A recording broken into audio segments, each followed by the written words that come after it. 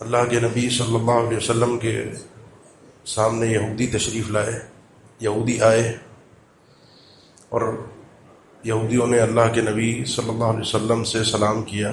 سلام کی نوعیت تھی السلام علیکم، آپ ہلاک ہوں، برباد ہوں۔ سیدہ عائشہ نے جب یہ الفاظ سنے تو پلٹ کر جواب میں ذرا سختی کے ساتھ جواب دیا، تم برباد ہو، اللہ کی لعنت ہو تم پر۔ اللہ کے نبی صلی اللہ علیہ وسلم نے سیدہ عائشہ سے فرمایا کہ عائشہ ذرا سا ٹھہرو، کو انتظار کرو۔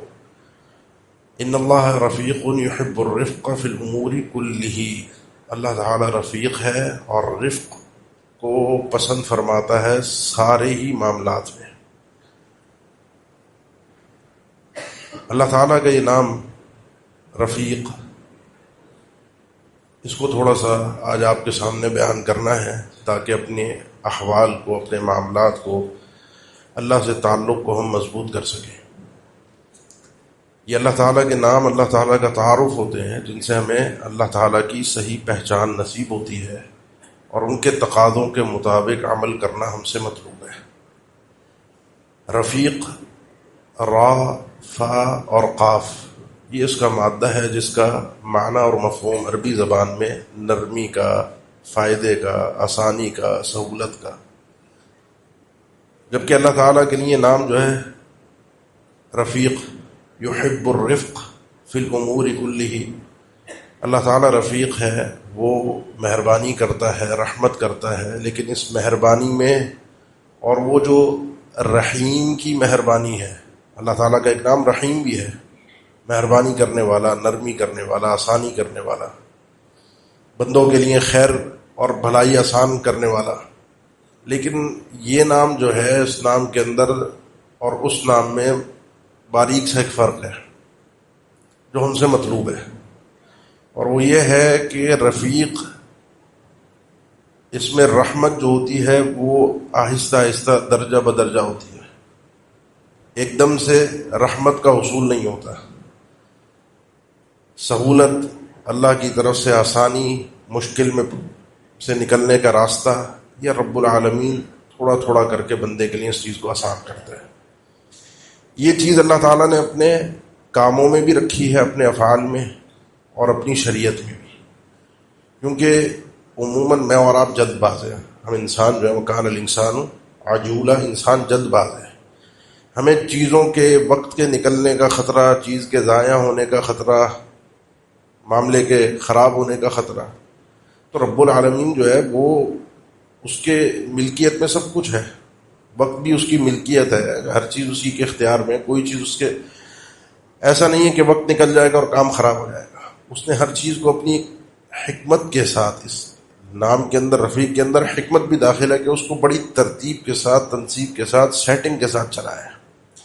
آسمان اور زمین رب العالمین نے بنائے، اور اس کا تذکرہ اللہ تعالیٰ نے قرآن مجید میں کئی ایک مقامات پہ کیا کہ ہم نے اس کو 6 دنوں میں بنایا، اور 6 دنوں کی تفصیل 24ویں پارے میں اللہ تعالیٰ نے تفصیل بھی دی کہ آسمان اور زمین کو کتنے دنوں میں کس کس طریقے سے تقسیم کر کے بنائے۔ پورا کن کہہ کر بھی بن سکتا تھا، لیکن اس کا رفق ہے، ہر چیز کو اس کی سیٹنگ کے ساتھ۔ میری اور آپ کی پیدائش کیا، بلکہ ہر وہ چیز جو زندگی رکھتی ہے اس کی پیدائش کا ایک سسٹم رب العالمین نے رکھا ہے۔ ہم 9 مہینے، پیدائش ایک دم بھی ہو سکتی تھی، لیکن ایک تیاری ہوتی ہے، ایک مرحلہ ہوتا ہے ذہنی، جسمانی، ہر طریقے سے، تاکہ آگے کی چیزوں کو انسان سیٹنگ سے چلا سکے۔ اللہ کے نبی صلی اللہ علیہ وسلم کو جب رسالت ملنی تھی، آپ کو نبی بننا تھا، یہ کوئی چھوٹی چیز نہیں تھی۔ جب آپ پر وحی پہلی آئی تھی تو آپ گھبرائے ہوئے دل کے ساتھ، خوف کی حالت میں اپنی بیوی ام المؤمنین سیدہ خدیجہ رضی اللہ تعالیٰ عنہا کے پاس گئے تھے۔ وہ آپ سب سنتے ہیں اس ممبر سے، آپ کی وجود پر کس طرح کا خوف طاری تھا، کیونکہ یہ کوئی چھوٹی بات نہیں تھی جو جس طرح کی وحی آپ کو ملی تھی، لیکن اس سے پہلے اللہ نے آپ کو تیار کروایا، اس کے باوجود بھی آپ کو یہ احساس اٹھانا پڑا۔ فرمایا اللہ کے نبی صلی اللہ علیہ وسلم نے کہ نبوت سے پہلے مکہ کی وادیوں کے اندر، صحیح مسلم کی حدیث ہے، آج بھی مدینہ میں آپ نے فرمایا آج بھی میں اس پتھر کو پہچانتا ہوں کہ جو مجھے سلام کرتا تھا میری نبوت کے ملنے سے پہلے۔ آپ کو پتھروں سے، اشجار سے، درختوں سے سلام کی آواز آتی تھی۔ اللہ کے نبی صلی اللہ علیہ وسلم کے لیے ایک تیاری تھی۔ آپ کو تنہائی دی گئی، آپ تنہائی کے اندر رہتے تھے، تنہائی آپ کو پسند کروا دی گئی، اور اسی تنہائی میں آپ پر وحی آئی۔ اللہ کے نبی صلی اللہ علیہ وسلم کو آپ کی نبوت ملنے سے 6 مہینے پہلے کے معاملات، جو نبوت کا 46واں حصہ خوابوں کو قرار دیا گیا، اس کی تعبیر کے مطابق آپ کو خواب نظر آتے تھے۔ صحیح بخاری کی حدیث ہے، رات آپ خواب دیکھتے تھے اور صبح کو ان خوابوں کو حقیقت میں ہوتا ہوا دیکھتے تھے۔ منظر میں دیکھا ایک چیز کو خواب میں، اور دن میں اس کو حقیقت میں دیکھا۔ یہ رب العالمین ایک تیاری کے ساتھ معاملہ رکھتا ہے۔ اچانک سے ایک چیز، اچانک سے ایک بڑا معاملہ، یہ اللہ کی تدبیر میں نہیں ہے۔ اللہ نے رفق کے ساتھ، تدبیر کے ساتھ، حکمت کے ساتھ اپنی رحمت کو آہستہ آہستہ درجہ بدرجہ بندے کو دیا ہے۔ اللہ کے نبی صلی اللہ علیہ وسلم نے جب اور بھی چیزوں کا تذکرہ فرمایا تو اپنے ایک ساتھی سے بات کہی، جو کہ آپ کے ساتھی بڑے قریبی تھے۔ ان کو کہا اللہ تعالیٰ تمہیں قمیص پہنائے گا، ایک قمیص پہنائے گا، ایک لباس پہنائے گا۔ لوگ منافقین چاہیں گے کہ وہ قمیص تم سے چھین لیں، تم سے اتار دیں۔ اتارنا مت، کوئی بھی اتارنے کی کوشش کرے اس کو اتارنا مت۔ یہ تھے عثمان رضی اللہ عنہ، یہ ان کی ذہنی تیاری تھی کہ احوال ایسے آئیں گے، صورتحال ایسی تبدیل ہوگی کہ تمہاری خلافت اللہ تعالیٰ تمہیں عطا کرے گا اور تمہارے خلاف فتنہ کھڑا ہوگا۔ اللہ کے نبی صلی اللہ علیہ وسلم نے اس طرح کی تیاریاں اپنے سیدنا حسن کے بارے میں فرمائی۔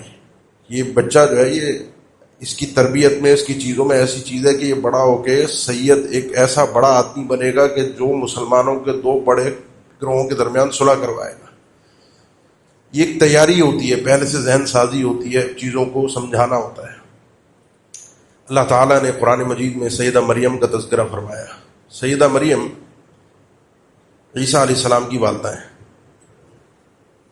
آپ کے علم میں قرآن مجید میں ہے کہ ان کی ولادت معجزہ ہے۔ سیدنا عیسیٰ علیہ السلام کی ولادت اللہ کی طرف سے خاص ایک معجزہ ہے، جو عام سسٹم رب العالمین نے رکھا ہے دنیا میں پیدائش کا، اس سے ہٹ کر بغیر والد کے اللہ نے ان کو پیدا کیا ہے۔ قرآن مجید کے 3 پارے میں آپ دیکھیں، سورہ آل عمران میں۔ اس سے پہلے جب یہ زکریہ علیہ السلام کی پرورش میں تھیں، سیدہ مریم ان کی والدہ سیدنا عیسیٰ علیہ السلام کی، تو ایک حجرے میں، ایک محراب میں اللہ کی عبادت کرتی تھیں۔ کلما دخل علیہا زکریا المحراب وجد عندها رزقا قال یا مریم انى لك هذا قالت هو من عند اللہ۔ جب زکریا علیہ السلام ان کے پاس جاتے تو دیکھتے ان کے پاس کھانے پینے کی چیزیں، رزق موجود ہے۔ کون لایا، کہاں سے آیا؟ بلکہ مفسرین نے بھی ذکر کیا کہ بے موسم پھل ہوتے تھے، سردی کا پھل گرمی میں، گرمی کا پھل سردی میں، اور یہ عرصے چلا یہ چیز۔ کلما دخل علیہ زکریا المحراب، جب داخل ہوتے، ایک آدھ بار کی بات نہیں تھی۔ یہ ایک ذہنی تیاری تھی کہ رب العالمین وہ ہے جو کسی بھی سبب کا دنیا کے اندر محتاج نہیں ہے۔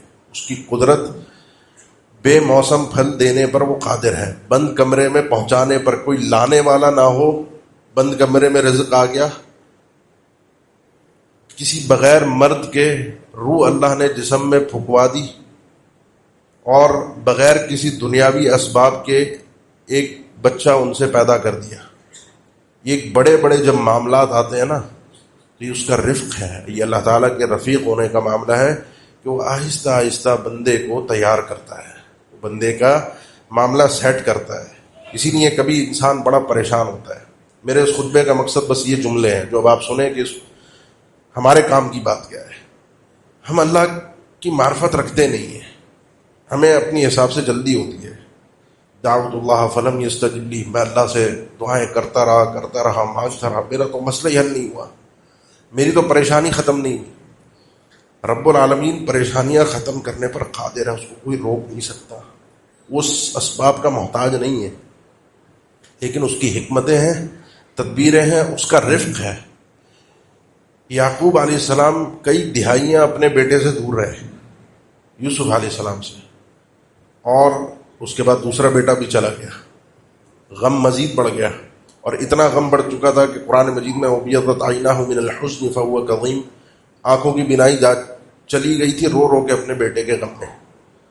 اب بینائی سے محروم، تکلیف میں، غم میں، پریشانی میں، خوشی کی امید تو بڑی تھی، لیکن اس سے پہلے اللہ نے تمہید، اب یہ آثار، کیونکہ جب جتنی تکلیف بڑھتی ہے نا، وہ تکلیف بڑھنا اس کے زوال کی، اس کے اختتام کی نشانی ہوتی ہے۔ اگر ایک سٹیبل چل رہی ہے اس کا مطلب یہ ہے کہ معاملہ چل رہا ہے، چلتا رہے گا، آزمائش ہے. لیکن جب اپنی شدت کو پہنچنا شروع ہو، یہ ایک نشانی ہوتی ہے کہ اب اللہ کی طرف سے آسانی بہت جلد ہے. بیٹا کئی دہائیوں سے دور تھا، پھر دوسرا بھی گیا، تیسرا بھی نہیں آیا واپس، چوری کا الزام بیٹے پر لگ گیا، کھانے پینے کے مسائل، شدت بڑھتی جا رہی ہے. لیکن پھر بھی بیٹوں کو کہا جا کے ڈھونڈو، وہ ڈھونڈنے نکلے، ڈھونڈا، تلاش کیا. اب وہاں کیا ہوا، وہاں تو پتہ چل گیا کہ یوسف علیہ السلام مل گئے، یہاں خبر نہیں تھی. وَلَمَّا فَصَلَتِ الْعِيرُ قَالَ أَبُوهُمْ إِنِّي لَأَجِدُ رِيحَ يُوسُفَ لَوْلَا أَن تُفَنِّدُونِ. جب وہ قافلہ چلا وہاں سے یعقوب علیہ السلام کے پاس آنے کے لیے، مصر سے نکلے تھے فلسطین آنے کے لیے یعقوب علیہ السلام کے پاس، خوشبو ایک محسوس ہوئی یعقوب علیہ السلام کو. انی لأجد ریح یوسف لولا ان تفندون. اپنے باقی بیٹوں سے، رشتہ داروں سے، جو احوال وہاں لوگ موجود تھے، یوسف کی خوشبو اور مہک آ رہی ہے علیہ السلام. اور میرے اس بات پر مجھے یہی ہے کہ تم مجھے ایک ایسا آدمی سمجھو گے کہ جس کو عقل و شعور نہیں ہے. اور انہوں نے کہا بھی قالوا تاللہ انک لفی ضلالک القدیم فلما ان جاء البشیر والقاہ علی وجہہ فارتد بصیرا. پہلے وہ جو خوشخبری لانے والا تھا وہ قمیص لے کر آیا تھا یوسف علیہ السلام کی، وہ پہلے ان کی آنکھوں پر رکھی گئی اور اللہ کی حکم سے ان کی بصارت واپس آئی. یہ ایک الگ قمیض کا الگ اس صورت کے اندر معاملہ ہے. اس قمیض کی الگ ایک تعبیر ہے، وہ کوئی کبھی انشاءاللہ ہوا تو پھر اس کو ہم ذکر کریں گے. اس قمیض کا اس صورت کے ساتھ، یوسف علیہ السلام کے معاملے کے ساتھ کیا تعلق ہے. المہم یہ ہے کہ اتنی بڑی تکلیف، دہائیوں کی تکلیف، اولاد کی جدائی کی، بیٹے کا دور ہو جانا جس سے محبت تھی، تکلیف سے نکلنے کے لیے اللہ نے تکلیف کی شدت اور تکلیف کی شدت کے بعد آہستہ آہستہ اس کے لیے تیاری. کیونکہ بندے کو خوشی ایک دم مل جانا، وہ بعض اوقات عام بندوں کی بات کر رہا ہوں، انبیاء کی بات نہیں ہے، بندہ خوشی سنبھال نہیں پاتا، وہ کہیں کا کہیں نکل بھی سکتا ہے، کچھ اور بھی اس سے ہو سکتا ہے. جب بندے کی، جس کی سواری کھو گئی، سامان کھو گیا، صحرا میں تھا، آپ توبہ کا واقعہ سنتے ہیں، جب اس کو ایک دم سے اچانک اپنی سواری سامان سمیت مل گئی تو خوشی سنبھال نہیں پایا. زبان سے کیا نکلا؟ اے اللہ تو میرا بندہ، میں تیرا رب. اس کو ہوش ہی نہیں تھا میں نے بولا کیا. خوشی تکلیف سے نکلنے کے بعد اچانک انسان کو موقع مل جائے تو انسان سے سنبھلتی نہیں ہے، کچھ بھی ہو سکتا ہے. یہ اللہ تعالیٰ کا وہ رفق ہے جو انسان کی تدبیر میں، انسان کے معاملات میں، ان کی احوال میں، دنیا کے پریشانیوں میں، آپ کے گھر کے مسئلے، یہ مسئلہ، وہ مسئلہ، بے شمار چیزیں ہیں جو آپ کے سردرد بنی ہوتی ہیں. ہم سمجھتے ہیں کہ حل نہیں ہو سکتی یا ہوگی نہیں، تو اگر یہ سمجھتے ہیں تو پھر ہوگی نہیں. کیونکہ جو انسان جیسے اپنے رب سے تعلق رکھتا ہے، جیسا سوچتا ہے، ویسے ہی اللہ کی طرف سے معاملہ ہوتا ہے. انا عند ظن عبدی بی، میرا بندہ جیسے میرے متعلق سوچتا ہے ویسے ہی میرا معاملہ اس بندے کے ساتھ ہوتا ہے. اچھا سوچیں اللہ کے بارے میں. اللہ کا رفق ہے، اس کی رحمت ہے، اس کی تدبیر ہے، لیکن آہستہ آہستہ وہ تدبیر کے ساتھ دیتا ہے. آپ کے کہنے پر، میرے کہنے پر، میری خواہش پر میرا مسئلہ حل فوراً ہو جائے، یہ نظام اس کے سسٹم میں نہیں ہے. اس کا اپنا بنایا ہوا سسٹم ہے اور رفیق ہے. پھر وہ اپنے شریعت میں الگ رفیق ہے، جو اس نے ہمیں احکامات دیے اللہ نے، اس کا الگ ایک رفق ہے، اس کی الگ ایک نرمی ہے، ایک سیٹنگ ہے. مشرکین مکہ کا یہی ایک مطالبہ تھا، لولا نزل علیہ القرآن جملۃ واحدہ. قرآن مجید اللہ کے نبی صلی اللہ علیہ وسلم پر اکٹھا پورا ایک ساتھ کیوں نہیں نازل ہو جاتا؟ وہ تھوڑا تھوڑا تھوڑا تھوڑا تھوڑا کر کے آ رہا ہے. اللہ تعالیٰ نے فرمایا قرآن فرقناہ لتقرأہ علی الناس علی مکث ونزلناہ تنزیلا. اس کو تھوڑا تھوڑا تھوڑا کر کے ہم نے نازل کیا، آہستہ آہستہ کر کے. آپ بھی لوگوں پر اسی طریقے سے تھوڑا تھوڑا کر کے بیان کریں گے، ٹھہر ٹھہر کر، سمجھا سمجھا کر، تاکہ اس کے معنی اور مفاہیم ان کے دلوں کے اندر اتر جائیں، عمل میں آسانی ہو، یہ ایمان اتنا راسخ ہو جائے. شراب حرام تھی، اس کے نقصانات تھے، لیکن تدبیر کے ساتھ اس کو حرام کیا گیا. وہ سب آپ احوال جانتے ہیں، پہلے کیا ہوا، پھر کیا ہوا، پھر کیا ہوا. سود کی حرمت بہت آخر میں جا کر رب العالمین کی طرف سے آئی. اس کی خامیاں، اس کی حوالے سے برائیاں نظام کے اندر، وہ قرآن میں کئی ایک مقامات پہ ذکر ہوئی. مشرکین کا طرز عمل ذکر ہوا کہ جو تمہارا طرز عمل ہے وہ درست نہیں ہے. لیکن حرمت جو ہے وہ تقریباً اللہ کے نبی صلی اللہ علیہ وسلم کے دنیا سے جانے سے 4 مہینے پہلے تقریباً اس سے پہلے نازل. یہ سود حرام ہے. اس کو جو سورہ بقرہ کی جو آیات ہیں، یہ جو طریقہ ہے رب العالمین کا دین دینے کا، سمجھانے کا، تربیت کرنے کا، احکامات دینے کا، 23 سال میں قرآن مجید نازل ہوا، احکامات کے اندر یہ ترتیب اور سلیقہ احوال کے حساب سے، پہلے صرف توحید رہی 13 سال، نماز کی فرضیت 5 نمازوں کی فرضیت بہت آخر میں جا کر معراج کے موقع پر ہوئی، پھر روزے، زکوٰۃ، حج، یہ سب چیزیں آپ دیکھیں گے مدینہ میں آ کر، جہاد، سب مدینہ میں آ کر یہ سب چیزیں ملنا شروع ہوئیں، جیسے جیسے تربیت ہونا شروع ہوئی۔ اور اس کے بعد بھی لا یکلف اللہ نفسا الا وسعها یرید اللہ بکم اليسر ولا یرید بکم العسر، اللہ کی پوری شریعت میں آسانی ہے۔ کسی بھی حکم میں اگر انسان عام طاقت سے ہٹ کر کمزوری کی طرف جائے تو رب العالمین کی طرف سے آسانی بھی بندے کو ملتی ہے، رخصتیں بھی ملتی ہیں، سفر کی الگ رخصت ہے، بیماری کی الگ رخصت ہے، دیگر احوال میں جو رخصتیں ملتی رہتی ہیں بندے کو، اللہ کے بندے اور بندیوں کو، وہ ایک اللہ کا ایسا خوبصورت رفق والا دین ہے کہ جو بندے کو سمجھنا ہے، جس سے 2 فائدے اس کو ہوں گے، ایک اللہ کی معرفت، ایک اللہ سے محبت۔ بندے کو جب اللہ کی معرفت ہوتی ہے تو ہی اللہ سے محبت کر سکتا ہے۔ جس بندے کو اللہ کی پہچان، اپنے رب کی پہچان نہیں ہے، وہ اپنے رب سے محبت کر ہی نہیں سکتا، وہ اپنے رب پر کامل، اس کا پکا ایمان بن نہیں سکتا۔ اس لیے معرفت ضروری ہے۔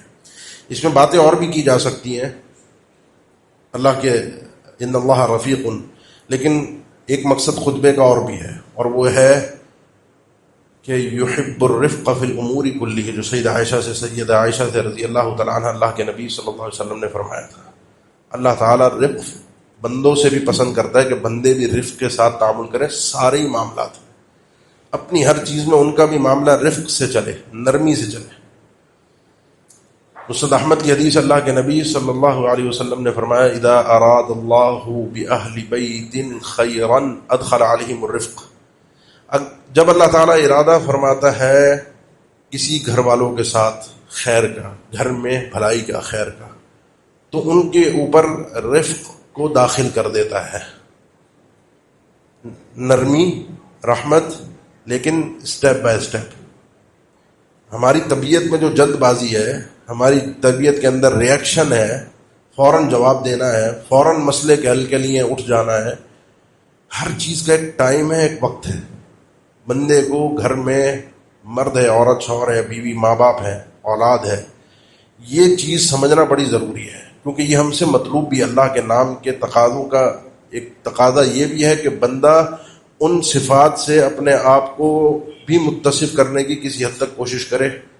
یہ رفق ہے، اللہ کے نام کے اندر رفیق، ادخل علیہم الرفق، اللہ تعالیٰ ان بندوں پر، اپنے جن گھر والوں کے ساتھ خیر کا ارادہ کرتا ہے، ان پر رفق کو داخل کر دیتا ہے۔ اب اللہ کے نبی صلی اللہ علیہ وسلم نے اس رفق کی ایک تربیتی تعلیمی مثال سیدہ عائشہ کو دی۔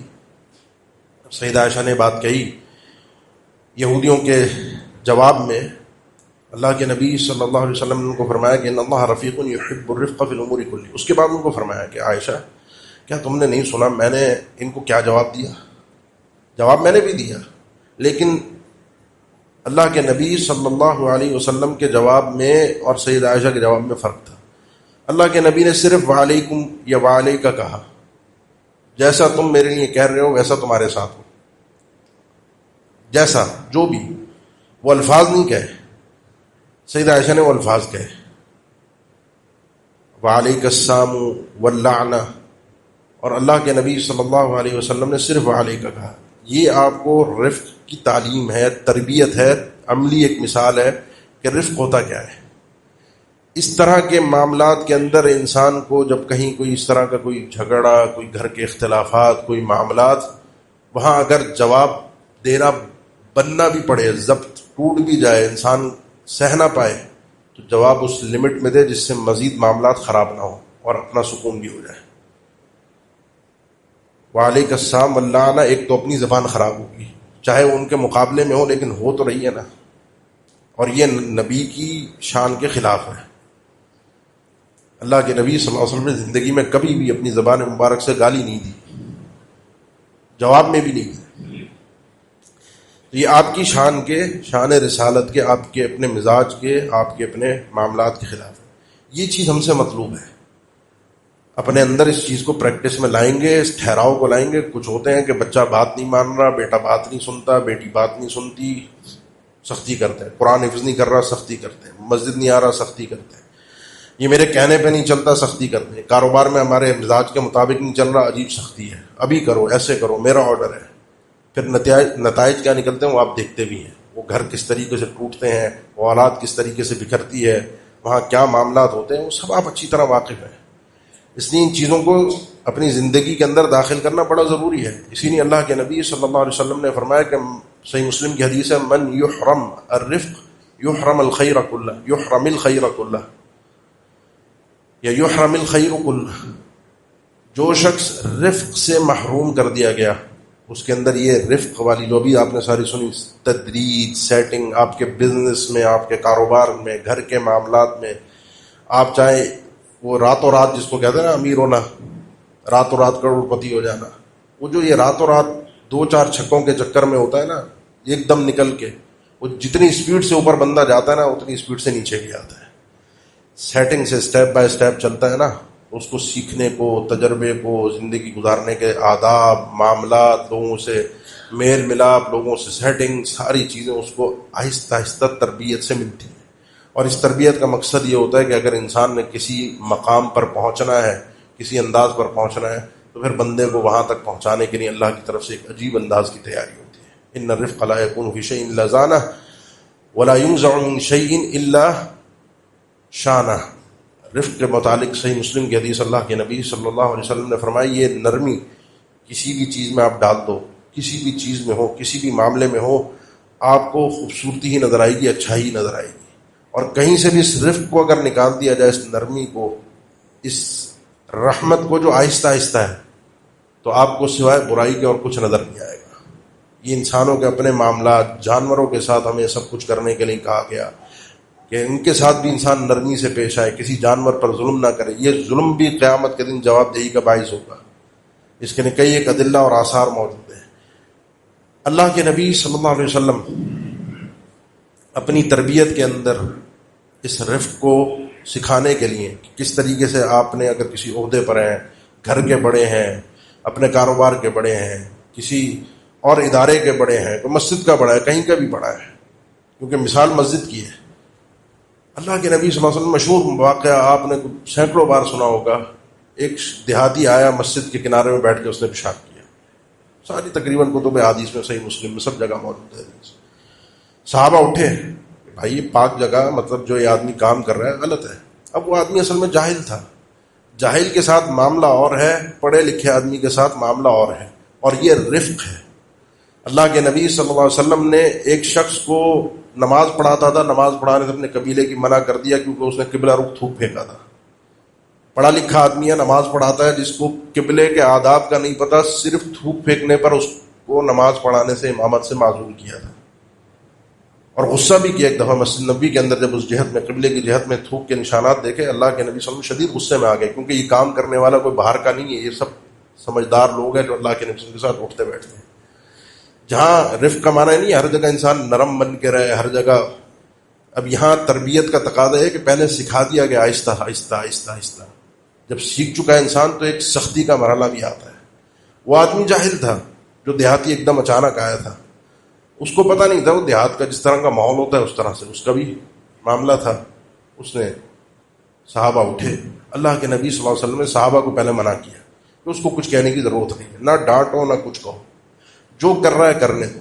اس کے پیچھے بڑے ایک فوائد تھے. اٹھتا اور مسجد کو نجس کرتا، اپنے آپ کو نقصان پہنچاتا پیشاب روک کر.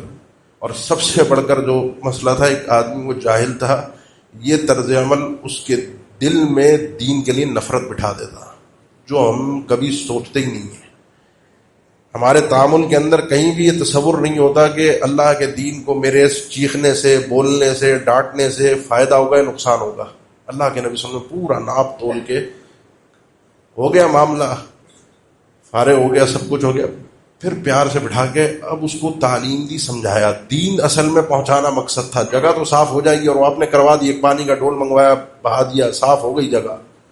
لیکن جو اس کے دل پہ اثرات پڑ جاتے اور اللہ کے دین سے متنفر ہو جاتا، وہ اثرات ظاہر کرنے میں بہت وقت لگتا.